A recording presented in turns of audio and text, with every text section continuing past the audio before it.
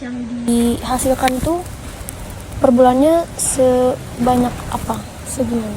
Kurang lebih sekitar 60-70 ton untuk per kebun bulan ini aja ya, dengan luasan kurang lebih 70 hektar. 70 ribu meter persegi atau 7 hektar.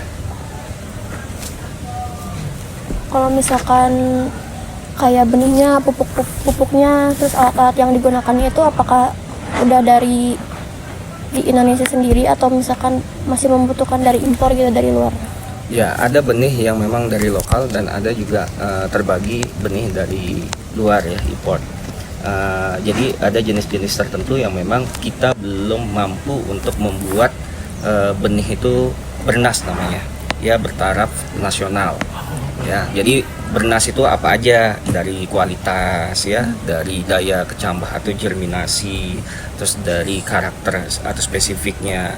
Karena bahan salad ini lebih didominan memang dari Euro ya. Itu lebih suka menggunakan dengan soilless ini. Jadi soilless ini apa? Ada disebutnya budayanya, cara mengelola itu ada dua, yaitu yang pertama sistem water culture. Nah, water culture ini terbagi lagi sistemnya. Jadi ini cukup banyak sistem yang bisa dijalankan dengan kita metode water culture ini atau budaya air ya. Jadi dia akan hidup didominasi dengan pemberian nutrisi berupa cairan, gitu deh istilahnya ya. Nah, jadi kalau itu kita ada menggunakan disebutnya NFT sistemnya atau kepanjangannya nutrient film teknik. Artinya pemberian nutrisi setipis film. Disebut setipis film itu seperti apa? Itu kan pasti ada kriterianya. Oh, setipis kurang lebih 2 sampai dengan 3 mili. Jadi ketebalan air itu atau tinggi air dengan permukaan itu kurang lebih 2 sampai 3 mili. Ada sistem DFT, Deep Flow Technique disebutnya. Oh, itu pasti ada spesifikasi, ada di atas 5 mili. Gitu. Artinya dia lebih terendam nanti. Gitu. Terus ada yang disebutnya aeroponik, yaitu pemberian nutrisi ya dengan melayang di udara. Jadi seolah-olah akar itu melayang di udara ya, di mana dia di-spray atau diberikan mist ya berupa hembusan nutrisi dan dia akar itu mengejar nutrisi tersebut. Nah, itu sistem-sistemnya ya. Ada EBB and flow, jadi itu bagaimana pasang surut.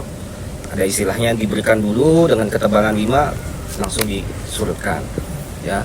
Nah, ini cukup banyak sistem yang dijalankan dan kami menjalankan salah satunya yaitu NFT karena dari scale atau skala bisnisnya dengan perhitungan bisnisnya masih lebih masuk.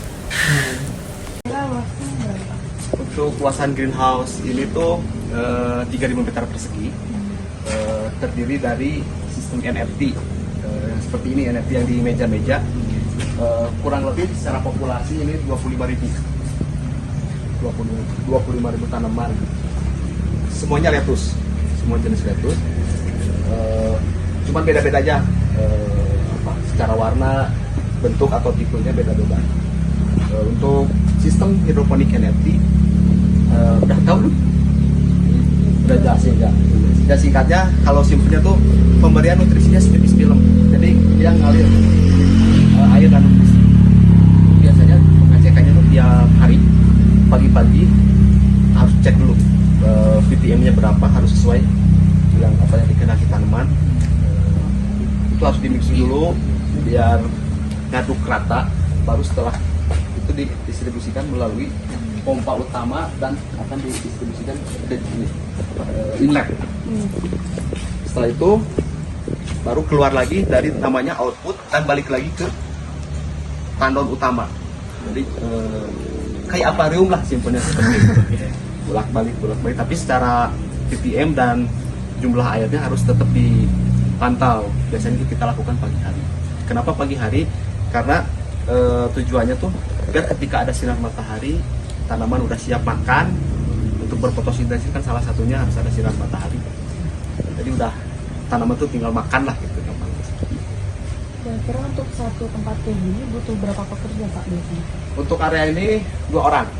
Untuk yang NFT aja 2 orang. 2 orang itu dimulai dari biasa kan pagi-pagi kita panen.